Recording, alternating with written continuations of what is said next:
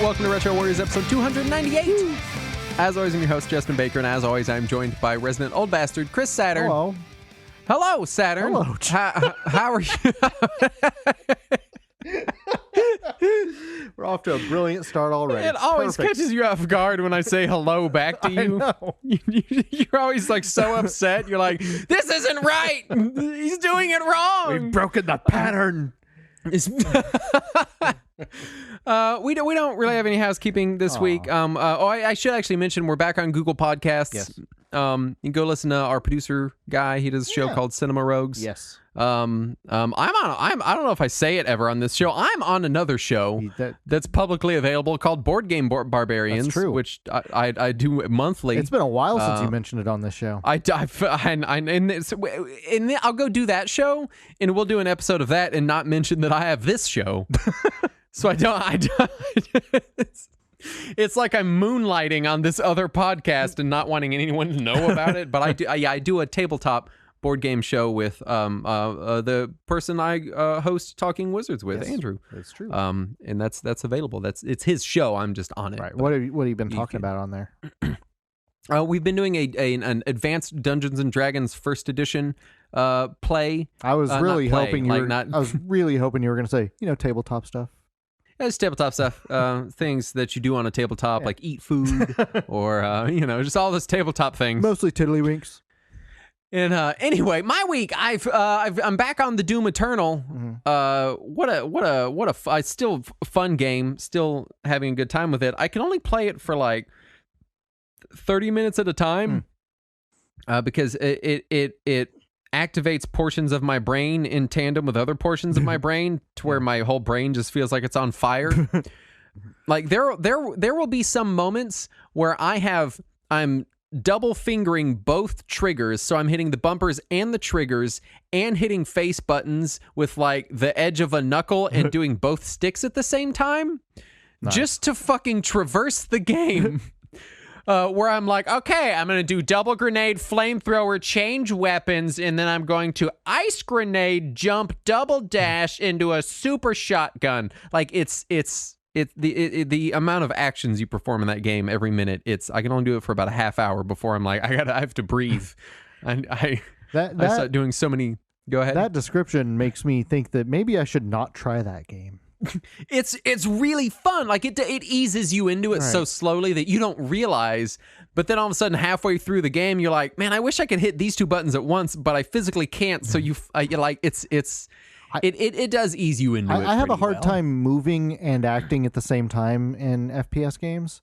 Oh, the great thing is you don't have to be accurate. Because you have like a grenade launcher mounted to your shoulder and a flamethrower that comes out of the front of you as rechargeable abilities. I'm never actually aiming at anything. It's just got its regular auto aim, and I just do that. Also, it has built-in cheats that don't block your progression in any way. So you kind of find cheat codes in the levels. Yeah. Like as you're wandering around, you'll find like, oh, here's a new cheat code you can use.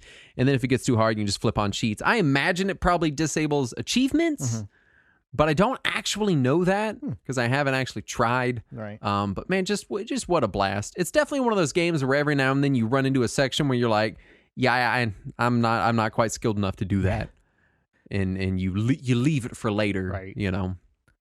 I still haven't beaten it. It's a very long game for an FPS campaign. Yeah. It feels a lot longer than the first one, but I have to play it in smaller bursts because again, it's like it's intense.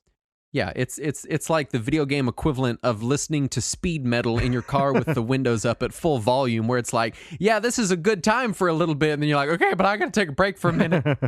I think I'm just old, is what it is. I've just gotten old, and I just I can't handle that much blood, guts, and death metal all at the same time. I understand. Without taking a breather.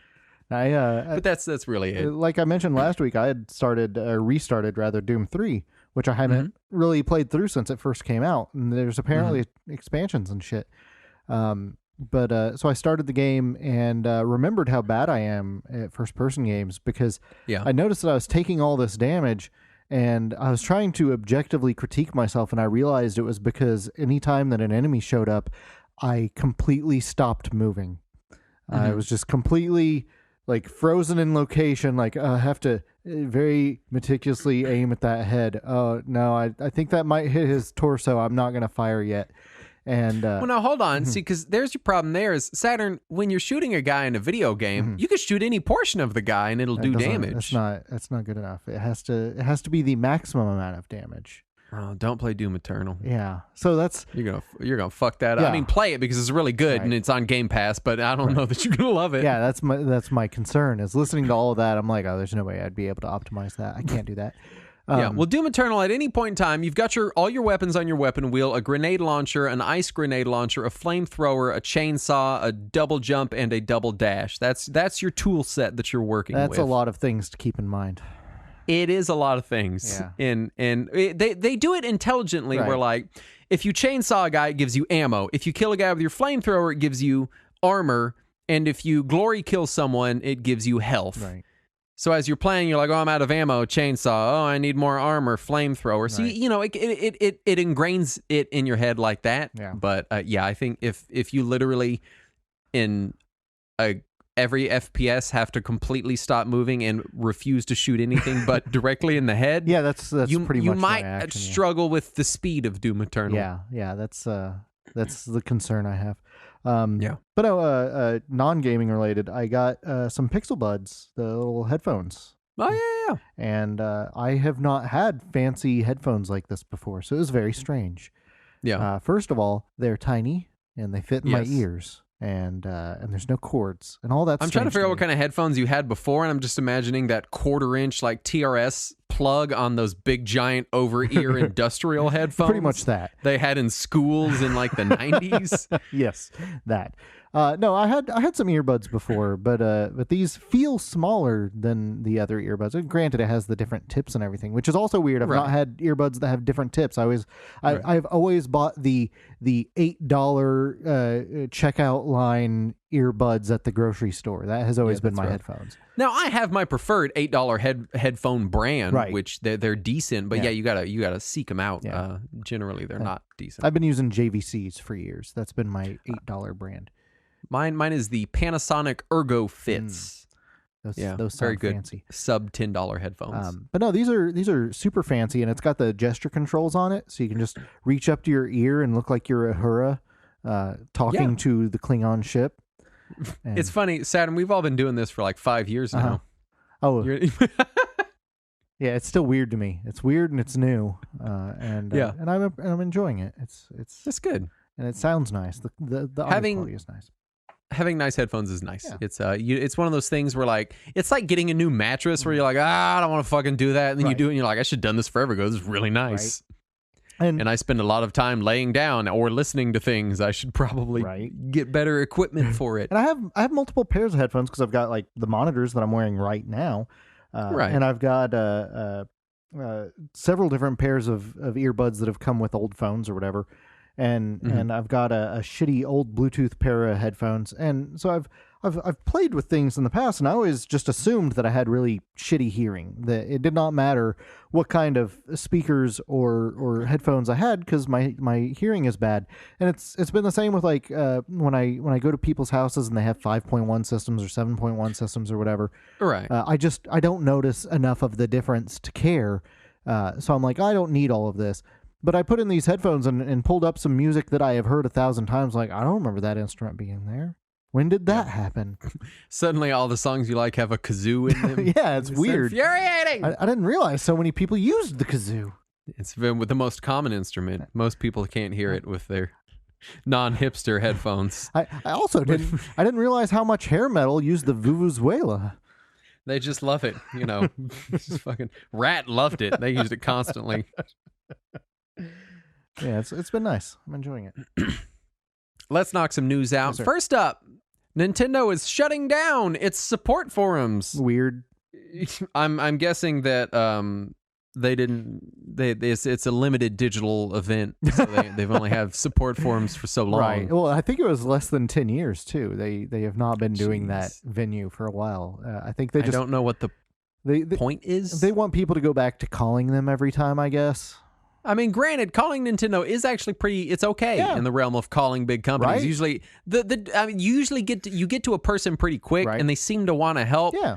they generally can't, but they seem to want to, which is already a lot better than I have gotten a lot of actual help companies. every time that I have called them. They have been pretty friendly about it. Octopath Traveler and Undertale surprise released for Xbox, both with day one Game Pass availability. Trying to get those JRPGs on there, man. They've been really hustling on the JRPG front. Right. They've got a lot of stuff on there. They have a lot of Final Fantasies on there. Final Fantasy 15 just left. They have Tales of Quest Vesperia 11. is on there. I'm really thinking Yakuza Like a Dragon is going to be on there in the next few months. But they did really also feel like say it. that Yakuza 6 will be on Game Pass day one when it releases next week. So Yep. that's good. My big Microsoft speculation, I don't know if I've said it on the show, is I think they're going to try to buy Sega. I don't know if they can. Yeah, I don't know if they actually will succeed, but I wouldn't be surprised if they hadn't already made a pitch. Yeah, I feel like Sega Sammy being bought by Microsoft. That because man, I don't know. I could talk about it for an hour. I did the other night on Xbox Live with a guy. I also heard quote unquote credible rumor from somebody who has apparently accurately rumored some Japanese business news, saying that Microsoft may have met with Konami at one point recently for unknown reasons. I don't know what they'd get from Konami. I don't know. Other than just IPs, because that's kind of all they have left. Yeah. It's just they own IPs. Yeah, I have to imagine that would be the only thing they would get out of it. But they get Activision Metal Blizzard, Gear, and they probably want that. True. Activision Blizzard has laid off 190 employees. More. In addition to severance, they were also given a $200 Battle.net gift card. Of course they. God damn it, Activision! How? God, fuck off. Thanks for working here. Buy the next Call of Duty. After having their game removed from Steam and then later having the GOG release canceled, Taiwanese developer Red Candle Games is releasing their horror game Devotion directly through their own shop, DRM free. Which is neat. I wasn't able to buy it, though. They wouldn't take my credit card. Oh, really? Interesting. I don't know if it's a region thing or not, but... yeah, no telling. Yeah. A prototype of Samurai Showdown 64 was found under a collapsed tree in California. Now, okay, it sounds sillier than it is, but yes, it does. But no, it was this woman, her husband, I believe it was her late husband, had worked with a company that did import and export for SNK in the 90s, and there was a pallet of old equipment that she wanted to throw away under a tree. And when the tree collapsed, some people came out and happened to see this on the pallet, and they're like, can we preserve this? So, only in California would someone coming to clear out some junk under a tree be like, hey, is that a Samurai Showdown 64 prototype over there? Yeah. In that grass? Like, only... I mean, how many Neo Geo 64 prototypes do you see lying around? I mean, really? Apparently, that whoever saw that is well versed in them. I can't imagine the stuff they're finding. Right? Oh, look, Activision again. Activision Blizzard CEO Bobby Kotick getting a $200 million bonus this year because of how well Activision did during the pandemic. So he's getting $1 million for every dollar in Battle.net gift card that each of their 190 laid off employees gets. He also is getting $1 million for each person he just laid off. That's great. Maybe he could just fuck off. Yeah, maybe he could just die. That'd be good. That'd be great. EA investigating claims that an employee was selling rare players in FIFA Ultimate Team for thousands of dollars. Yeah. And I did see this. It was a text message that someone had screen capped. Yeah. And I saw related to this because EA, after they came out and they were like, well, this is unacceptable. They can't be selling this for thousands of dollars. It goes against the spirit of the game. So somebody in retaliation on Twitter added up how much it would have cost for them to get the team that EA says that anybody can get with if they just dedicate themselves to it. So he calculated that it would be, if I remember right, like $8 million in cash or like 4,200 hours of game time. It was some ludicrous numbers. Is that all? Yeah. So he was like, either I can keep playing this game years after you've moved on to the next one, or I can give you millions of dollars. And that's, they're just so disgusting. I hate them. Sony's Play at Home initiative continues with free copies of Horizon Zero Dawn and multiple indie games, including Enter the Gungeon, The Witness, and Rez, being given for free to PS4 and PS5 players, thus forcing me to hook up my PlayStation 4. I'm very upset about it. How dare they give me these free games that I definitely want and make me hook up my system? Now, in fairness, you could just claim it on the PlayStation Store now and then hook it up. Yeah, but the PlayStation Store website is so shit that I can't figure out how to do it. Well, I tried. They're not available until April 15th anyway. All right. So you got time. Windows Store port of Nier Automata fixes all of the bugs and glitches that were present on the previous Steam release. But the Steam release is not getting those updates. Yep. And since then, I believe the Steam version of the game has been review bombed, as well it should be, because I had to have a whole separate launcher to fix all of my Nier Automata issues when I played on PC. It's kind of ridiculous. Yeah, so this new one is based on the Become as Gods edition, which is the one that's on Xbox One. And the speculation is that Microsoft handled this port to PC from Xbox One, not Square Enix. So that would at least explain why it has more effort put into it. Right, or some effort. Yeah, any at all. Konami arcade brawler Crime Fighters is coming to arcade archives. Konami must have listened to our episode about their brawlers and gone, hey, you didn't mention Crime Fighters. I was trying to remember if we mentioned that one or not. And looking at the pictures, I don't think we did. No, I don't remember it, unless I played a differently named version of it. Because there are many games that I played for that episode that I would call Crime Fighters. Or if you told me it was named Crime Fighters, I'd go, oh yeah, that makes sense. Yeah. I did fight a lot of crime. So, Konami announces that Super Bomberman R sales have totaled 2 million units across 4 platforms worldwide. Yes, that's good news. Said if that was good or not. What's that? I said they haven't said if that's good or not. They just said that they seem excited. They posted a picture of Happy Bomberman, so that tells me they are happy with the news. Right. Universal Studios Japan opens Super Nintendo World finally. Yeah, and there's been several walkthrough videos released by news organizations throughout Japan, and it looks really neat. I'm waiting for the North American version to open in Florida before I invest in that. Yeah. NVIDIA set to double the price of their GeForce Now game streaming service, which I believe they've said since the beginning that they've been in the introductory pricing period. Right. But they've also lost a lot of games in that period. Yeah. But, they don't care. Yeah. They're still going to charge you the money. Yep. Square Enix Presents happened with nary a mention of Final Fantasy or Dragon Quest or really any other JRPGs. Yeah. Thanks, Square Enix. That was really weird. We are getting Tomb Raider 25th Anniversary Celebration, which includes Reboot Trilogy Digital Collection and a cookbook. Also, there's a new Netflix anime series and a new movie coming out. Space Invaders AR announced.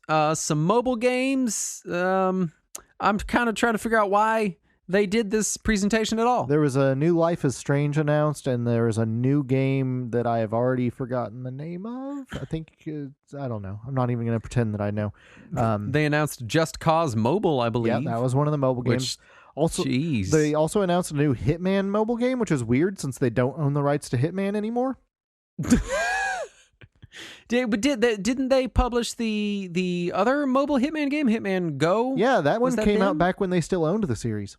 Okay, I was trying to figure out if they had just licensed it for the mobile one, if they still owned it. But no, they sold back the rights to the franchise to IO Interactive after the first chapter of the reboot trilogy, but so I guess they must have licensed it back for this mobile game. Weird. Yeah. And finally, Evo Championship Series has been acquired by Sony Entertainment Interactive and RTS. I don't like this. Me either. I'm generally never a fan of a corporation buying a competition. Yeah, especially when it's something indie produced like this. Yeah, which, I mean, really, at the end of the day, it's an esports competition. Right. So, of course, there are companies sponsoring events and venues and people, but the fluctuating nature of that gives it a flexibility that it just being wholly owned by Sony does not. No. So, Well, fortunately, it'll I only mean, be half owned by Sony because RTS. true. will I mean, own those. granted, PS4 is the premier fighting game system. Right. And like fighting game players, they play on PlayStation. Period. Right. That's what everything is run on. Unless So they're playing it kind Smash of makes. Brothers. Yeah, unless you're playing Smash Brothers. Yeah.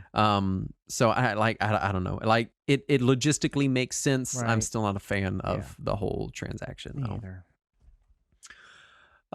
But let's get into the topic at hand. Yes. This week we're talking Bushido Blade. Yes. Which was that one weird weapon fighting game with the Squaresoft logo on it that you might have thought was a JRPG, but it's not. It's a fighting game where you fight people. In fairness, against during that other early people. PlayStation era, Square released a lot of weird shit that was not JRPGs. It did, yeah. I feel like in retrospect, looking back and seeing that Squaresoft logo and being like, oh, it must be a JRPG. Like that came after the fact. Well, all of their Super Nintendo games were JRPGs. True. But early PlayStation, they had some did weird branch stuff. out a little bit. Release info. The first game came out on March 14th, 1997 in Japan, September 30th, 1997 in North America, and February 1st, 1998 in PAL territories. I've kind of split this one up because we are going to cover both games. Okay. But as will eventually become apparent, I want to cover the second game a lot less than I do the first game. There's good reason for that. We'll talk about why. Yeah. But as far as first impressions for just kind of both games in general, I bought both these games at the same time. I saw them randomly on a shelf at Movie Trading Company. They were like $3 each, and they had the Squaresoft logo and pictures of swords on it. And I was like, all right, yeah, Squaresoft swords, cool. Let's rumble. Let's take it home. That's enough. I had never heard of it. I had no idea what it was, and I took it home. And Andrew and I played a lot of it. And apparently, he grew up with the game, and it was just it was a blast. Oh, yeah. I don't play fighting games with other people frequently, and when I do, usually it's, hey, we're going to play for 30 minutes, realize which one of us is way better at the game, and then the other person's going to kind of suggest we do something else. Right. That's almost always how it happens, and how it's happened my whole life. But we sat there and played Bushido Blade for a whole evening, just with no end in sight, right? And thoroughly enjoyed it. Nice. So that was my introduction. Was in the 2000s, just randomly going, "What are these weird things? $6 for both of them? Okay." Nice. No, I had since I was a big JRPG fan, I was pretty excited about Final Fantasy VII coming out on the PS1, and I didn't have a PS1 of my own until after FF7 came out. Like I borrowed my neighbor's the day FF7 came out just so I could play it. But one of my other friends, he had heard me talking up Final Fantasy VII so much before it came out, so he ended up renting this game called Tobal No. 1 that was also from Square. And it came. Was that the one that advertised with the pigs? I don't recall pigs. Maybe. Oh, I'm thinking of Tomba. Oh yeah, you're thinking of Tomba. That's a platformer. Tobal is a fighting game with a quest mode. Oh boy. Yeah, it's not good. But its art is by Toriyama. That was its main selling point.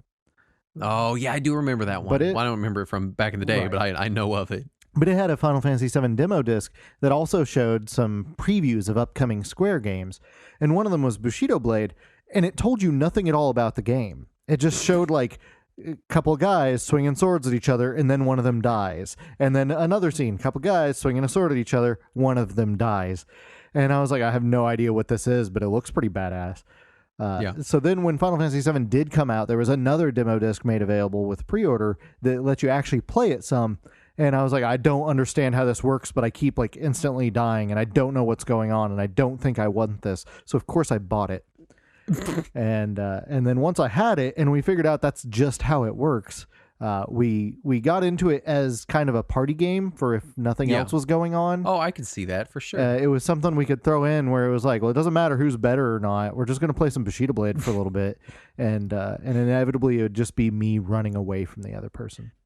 Yeah, I can see it as like a modern equivalent, like skill level wise. I could see something like Rocket League being a good comparison, where it's like, yes, you can get good at it, but it's mostly until someone gets good at it, just you goofing off with a physics engine. Right. Is kind of how it feels. Pretty much. As far as development, this was developed by Lightweight, which was a company that Squaresoft helped found and had a 40% stake in at this time. This was Lightweight's very first game. It was probably their best game as going by review scores. They didn't make a lot. No. They did make Hello Kitty Cruisers, in case you're into off-brand kart racers, which was pretty rare for a while there on Wii U, I believe. And the company was mostly Sega and Namco staff. Yeah. They brought in Kunihiko Nakata, who is the Tekken character designer, working heavily on the project. Beyond that, there's almost no development information about this game. I found a little bit more. So, did you? Yeah, Excellent. This was almost a commission from Sony, because Sony was just looking for more games on the PlayStation, and they specifically wanted things to compete against Sega. And so they were willing to offer bounties to anyone that could make anything that looked like Virtua Fighter, and that was why both Tobal and Bushido Blade came to be. And and I had found somebody who had done an interview with one of the directors of Bushido Blade. I think he went back to Sega, if I remember right.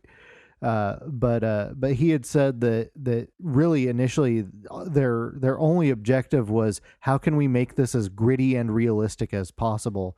And their answer was, instant death. And somehow ended up on the opposite end of that. Yep. Graphics and sound, it is a decent looking 3D game for its time. Right. The models are very well done. Oh yeah. For an early-ish PS1 game. Right. But the stages are the real visual meat of the game. Oh yeah. They're very large stages, very visually nice looking stages with lots of variation. Most of them have elevation changes in different areas within the stage that you can run around into. Right.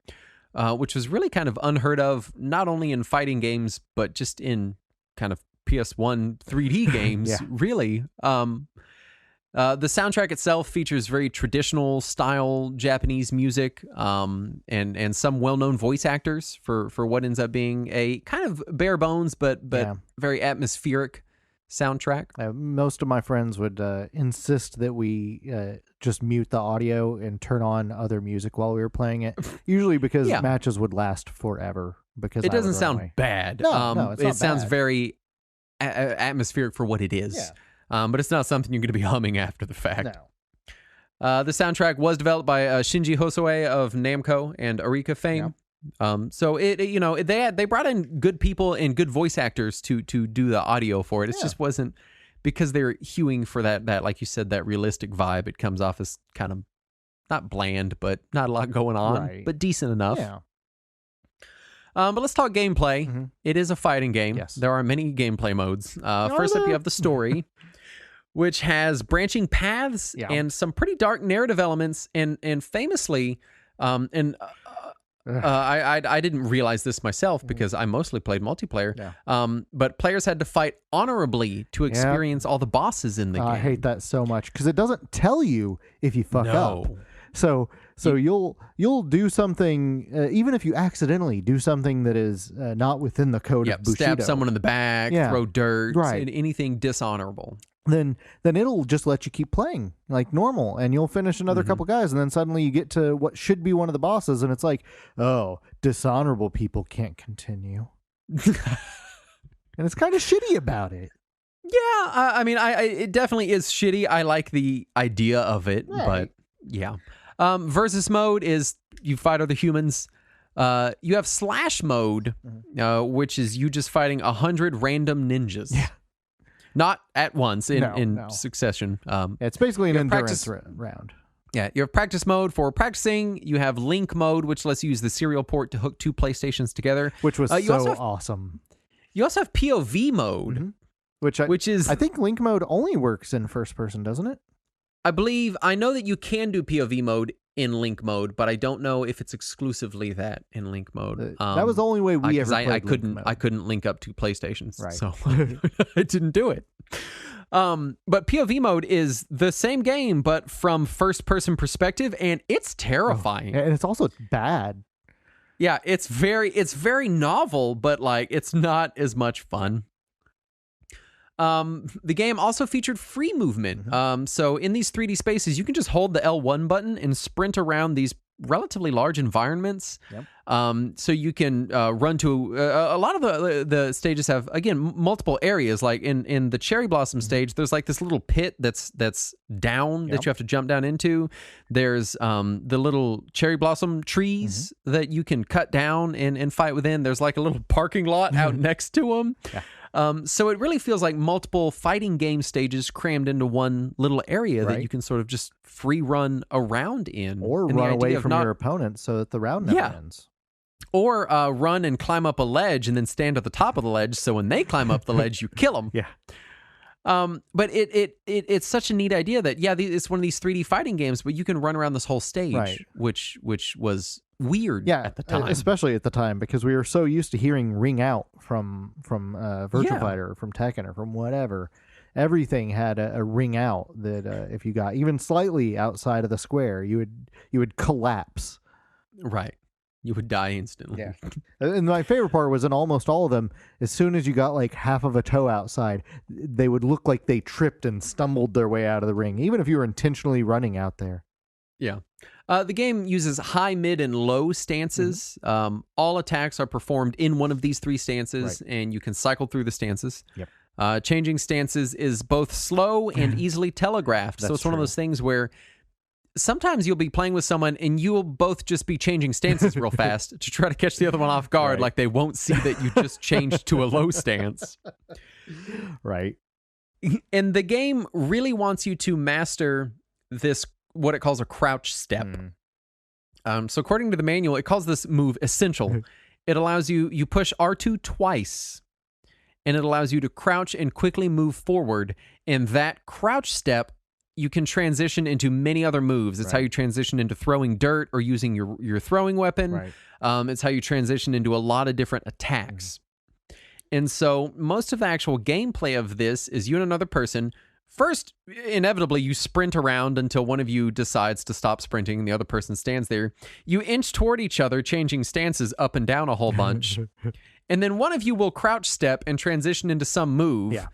And the other one will react in some way. Will hopefully either block or parry or get away, or they will die. And it does come out in this very it plays very thematically. Yeah. You know, it feels very much like they were cribbing off of like samurai movies. And there, like you said, there is no health bar. Most solid hits in the game result in an instant death. Yep.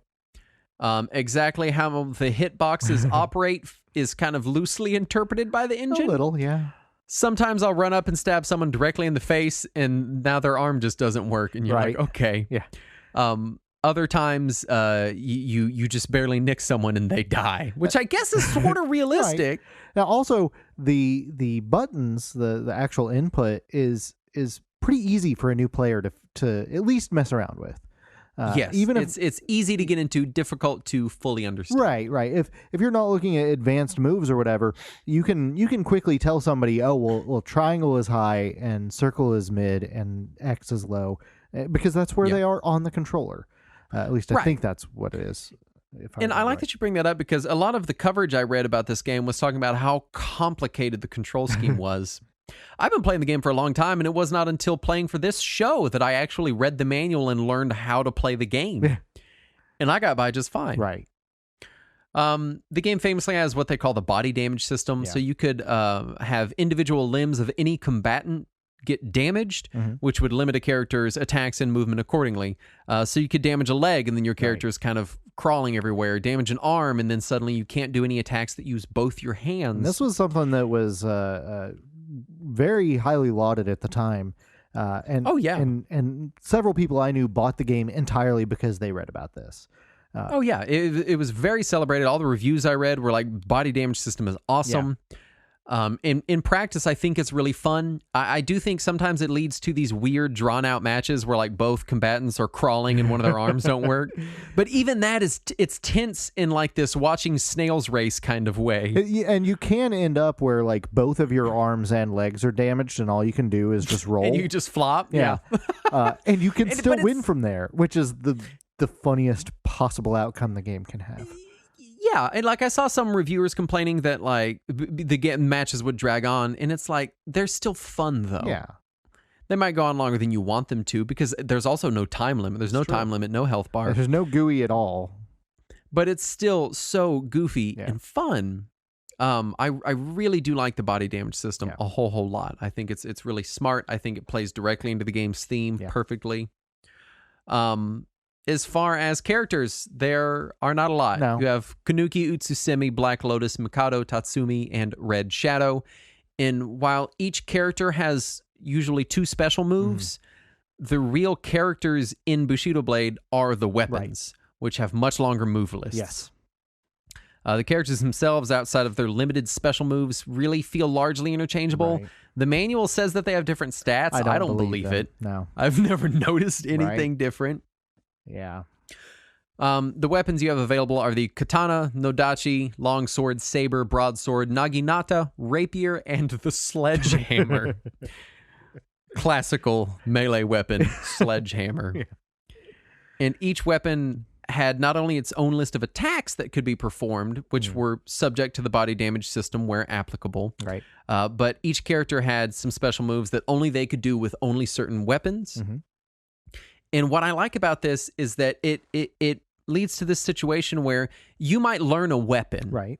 And then you're playing against an opponent that's using a weapon that you're like, I know all the attacks on that weapon. There's that one where you kind of stab forward with the rapier and stab me right in the face. And you know, but that might be a character that has a special move that overrides that weapon's special move in that slot. And it can still lead to some just different surprising enough moves. that you get taken off guard. Yeah, and it's just, I think it's a blast. Yeah. I love the combat in this game. And really, all I wanted at the time when it came out was I hoped for a sequel that was just more of it. Like maybe a few more characters, maybe some more weapons. That's all I need. Just more of that. The first game does not feel like any other fighting game that I know of, either then or now. Yeah. And it's still a blast to play. It does not play like a fighting game. Even later weapon fighting games, like Soul Calibur is probably the most famous example, don't play really anything like this. No. And it's kind of still fascinating in that regard that it's a fighting game that I feel like fighting games, they get very homogenized, right? Sure, yeah. And you're like, okay, here's your Capcom fighting games and Capcom fighting game lineage, and here's your Tekken fighting games and Tekken fighting game lineage, and your weapon fighters. And Bushido Blade really doesn't fit into any of them. It really is its own thing outside of that. And usually when that happens, it's because a fighting game is bad. Right. And in Bushido Blade's case, it's because it's very good and very interesting. Yeah. And it seems like such a no-brainer when you go back and play it, but then it's never been executed again in the same way. And I say that because we're about to start talking about Bushido Blade 2. So on Bushido Blade 1 still, when we think about games that are similar to it, the game that my friends would always compare it to was they always called it the 3D version of Samurai Kirby, which was that mini game on Kirby Superstar, where it was just whoever hit the button first would win. And no, that's not how Bushido Blade really works. No. But if you hit the button well, then it might be kind of how Bushido Blade works. And so it fit that same niche for us where we would use it as just like a quick match between two people that maybe skill wasn't involved. Sometimes it was, but it was always just a one-on-one that didn't necessarily devolve into who can pull off the fastest number of super moves or whatever. Right. And I when we covered Samurai Showdown 5 Special, I remember really praising the game for being kind of slow and methodical. And Bushido Blade is many magnitudes slower and more methodical. And I do remember a lot of people, when I was reading review coverage of it, people were going on about, and especially in this era, you know, you got to keep in mind where fighting games were in 1997, where everything was like, how fast can we make it? Right. How fast can fighting games get? Yeah. Everybody wanted bigger and faster turbo systems built in. Bushido Blade shows up and it's like, I don't know, stab them once, just do it real good. And it really is a lot of fun then and now. Yeah. Really genuinely is. Yeah. Bushido Blade 2, which came out March 19th, 98 in Japan, October 28th, 1998 in North America, and not at all in PAL territories. Good for them. But it's okay. You won't be that upset. Keep in mind, that's barely a year after the first one came out. Right. And after the release of Bushido Blade 2, Squaresoft took their money and went home. They sold their 40% shares in the company. They bailed. Yeah. A company named Genki would eventually pick up those shares, and so the company would continue on. Between this and Air Guys, what would you say is the better failed Squaresoft fighting game? Oh, geez. I don't know. What a hard choice. I do really only want to cover the changes between Bushido Blade 1 and 2. Mm-hmm.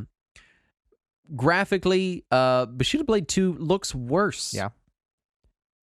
Is the environments feel smaller, the character models look worse, the animation looks, it just looks worse overall. I feel like they were using some newer tech because it came out not long before Final Fantasy VIII. And I feel like maybe they were trying to utilize whatever engine Square had made for Final Fantasy VIII, which allows for greater detail, but maybe they didn't actually put in the greater detail. You got to program it. Yeah, they had this nice engine that couldn't quite handle as much simultaneously as the old one, but it was capable of better detail. They just didn't put it in there. Right. And it's a shame. It does feel a little faster, a little bit less floaty, you know? I'll give you that. The Bushido Blade 1 has that kind of distinct early 3D float to it, which ends up working in the game's favor because it is just a slow game. Sure. But Bushido Blade 2 feels a little snappier, to its credit. Yeah. Gameplay-wise, the sledgehammer, rapier, and saber were removed, and the Yari was added. The roster went from, what was it, 6 or 7 in the original game to 22 combatants. Yeah, but they took away 3 weapons, which was the interesting part of the original game, was all the different weapons you could use. Well, some of the unlockable characters have special weapons. Like one lady just literally has a fucking machine gun. Yeah.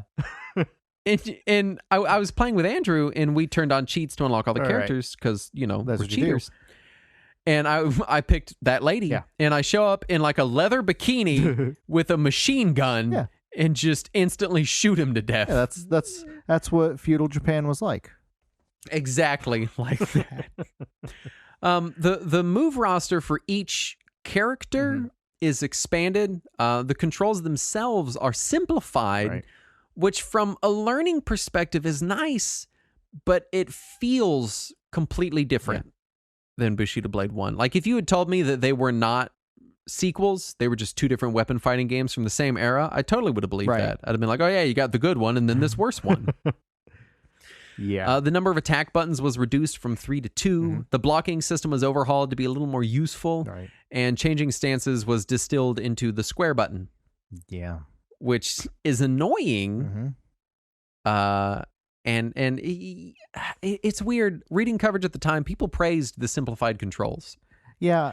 They were like, no, we really like how simple these controls are, but I don't feel like the controls were that complicated in the first game to begin with. No. And maybe it's because I'm coming from the 2021 perspective, playing Doom Eternal, where I'm having to push every button on a 16-button controller simultaneously. Maybe it just feels, 10 years of Dark Souls has made me be like, oh, the control's fine. I remember all the people that I knew were not interested in Bushido Blade 2. Like I brought it over a couple times to parties or whatever, and was like, hey guys, a new Bushido Blade, we should try this out. And we tried it once or twice, and it killed all interest in the game. Like prior to that, I could still bring Bushido Blade 1 over every now and then. People were like, oh great, let's play that for a little while. But once we tried Bushido Blade 2 once or twice, no one wanted to even talk about the game anymore. Like the series was dead to them because of it. It's weird. It adds so much content aside from weapons. Yeah. And it simplifies so much of the game that on paper it looks like the obvious recommendation between the two. But it did this thing where it wanted to be more like an actual fighting game, and in doing that lost everything that made it a notable game. Yeah. It's like they wanted it to be a little more like something like Tekken. Right. And in doing that, it just feels like a shitty Tekken. Yeah. it doesn't feel like Bushido Blade anymore. You've just made a worse mainstream fighting game instead of a great kind of weird, more obscure fighting game. And that's really what made Bushido Blade 1 so unique, was that it was completely outside of the realm of the fighting game market. It was like, here's fighting games, then Bushido Blade's over there.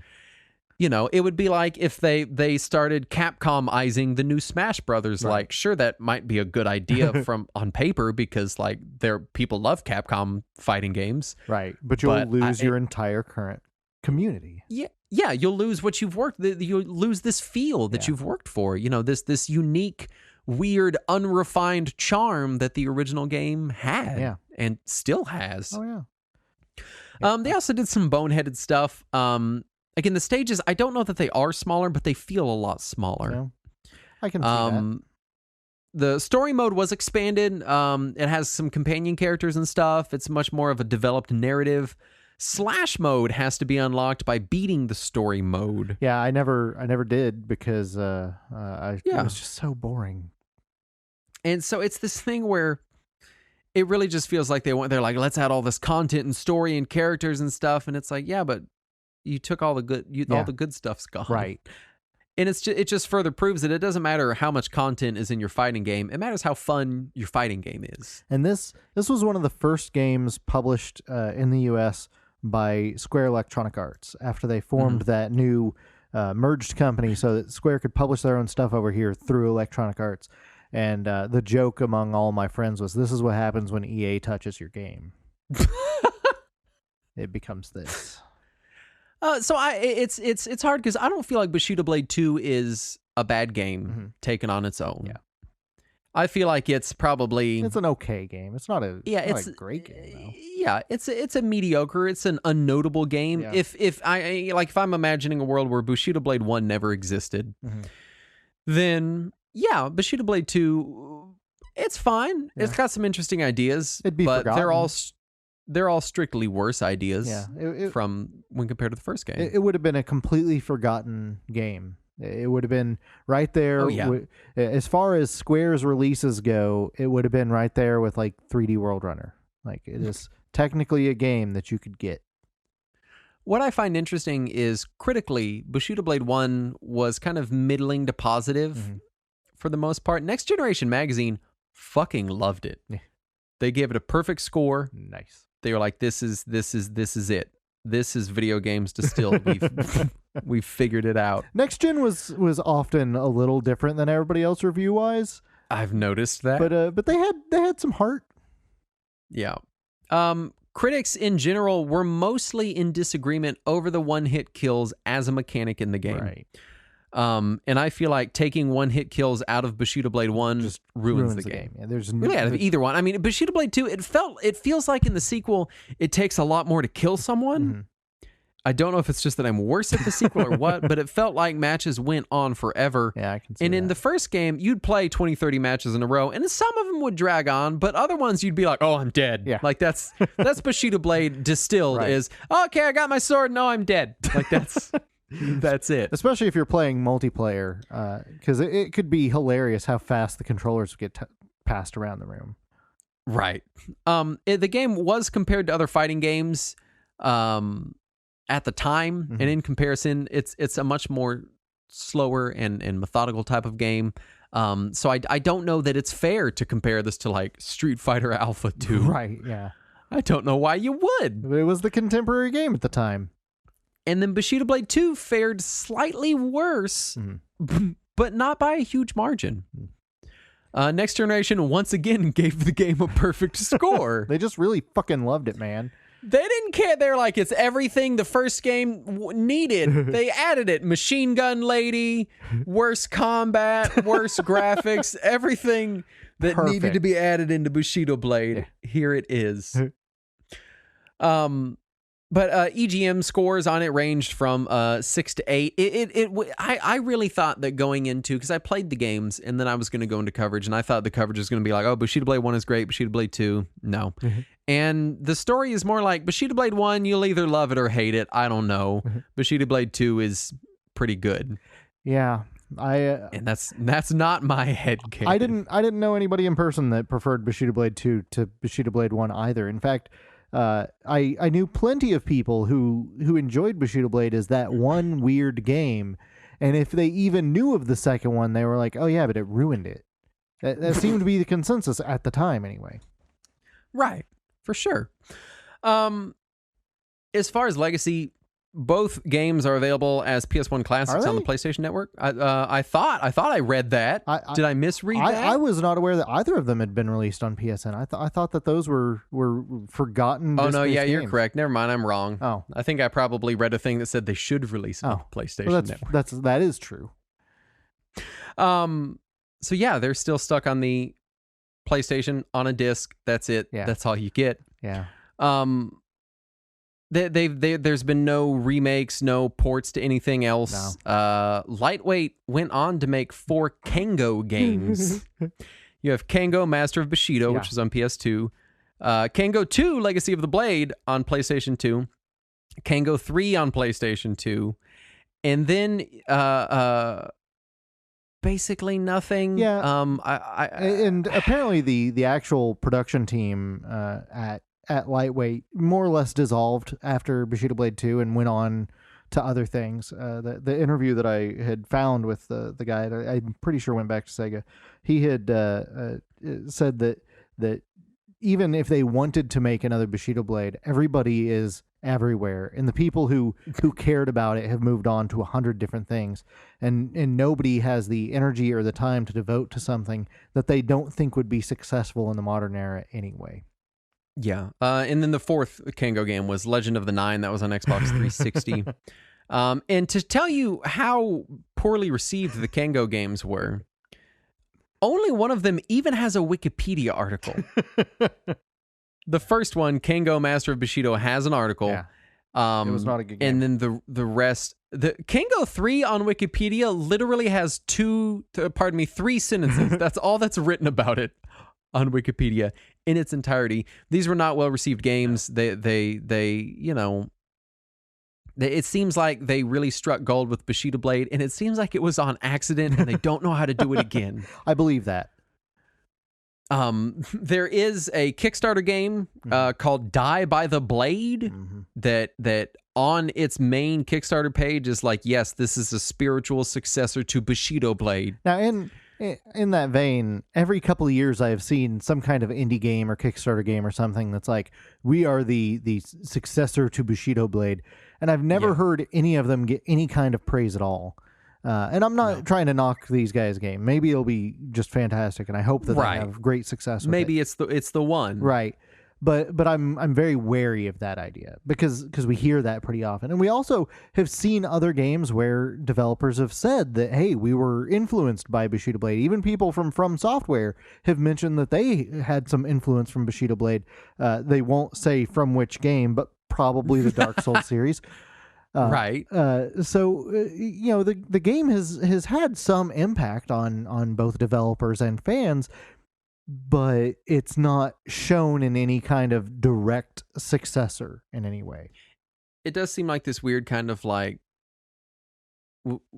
it's so stuck in its era, like, because this is Lightweight's first game. They've never been able to replicate the same kind of success with it. Yeah. Although again, Bushido Blade at its time, like, wasn't the most beloved game. Right. It feels to the closest comparison I can make is back in the 90s when the movie had been out of print for 15 years and was very hard to find.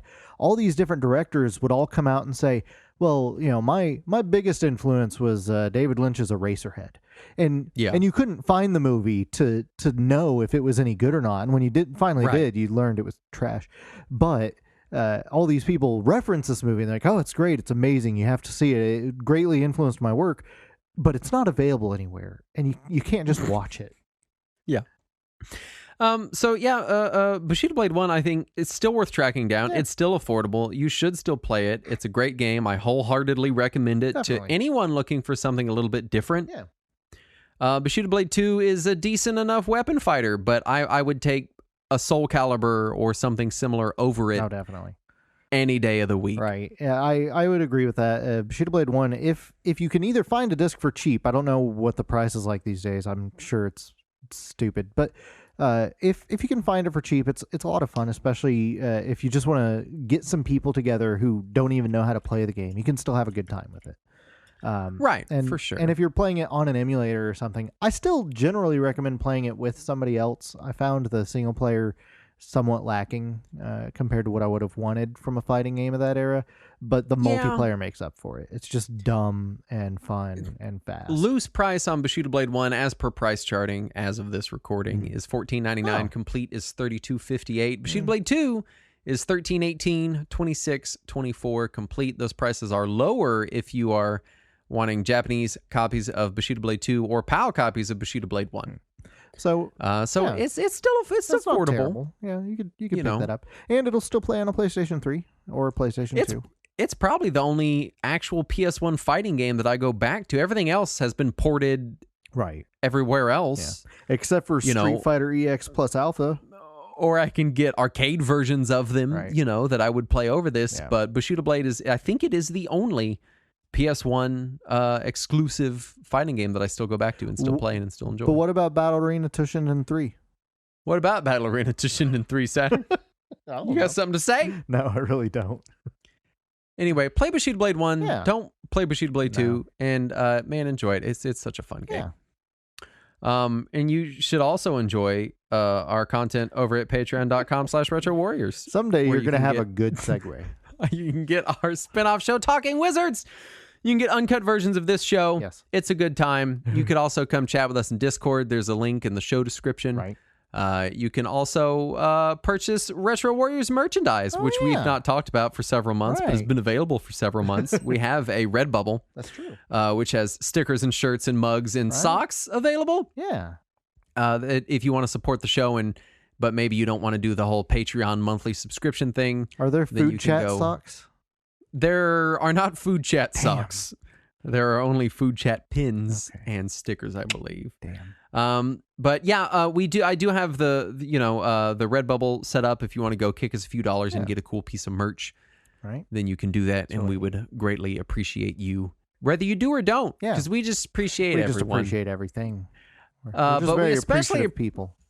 But we especially appreciate the following patrons who made this episode possible, starting with Bubsy Tramp Stamp, Chris Minochi, Dig Dougie, Millie's Homemade Ice Cream is the best ever, Pablo, Justin can never come between us, Ridley Scott's mom, Sean S, Suffer The New Craft.